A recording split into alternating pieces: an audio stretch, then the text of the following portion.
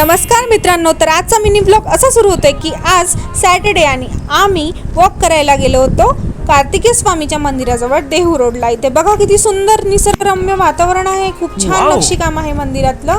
आणि हे मी आहे बाय करतीये आणि इथे कार्तिकेय स्वामीच्या मंदिराच्या मागे खूप छान पहाडी आहे। आम्ही पहाडीवर जाऊन छान मस्त योगा केला, मेडिटेशन केलं, खूप छान वाटलं मित्रांनो। तुम्ही पण व्हिजिट करा, इथे DM करा मला तुम्हाला जर पत्ता पाहिजे असेल तर। आणि हो, इथे काही नवयुवक एक संघ आहे, एक फाउंडेशन, ते वृक्षारोपण करत होते आणि कमीत कमी त्यांनी 15 ते 20 झाडं लावलेले आहेत। हे बघा, आम्ही त्यांच्याजवळ जातोय थोडं इन्फॉर्मेशन घ्यायला।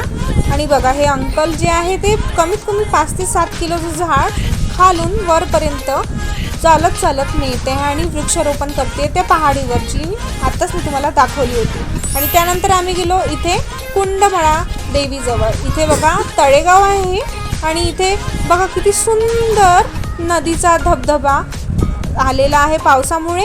आणि हे ब्रिज जे आहे ते खूप डिझास्टर आहे, खूप डेंजर आहे मित्रांनो।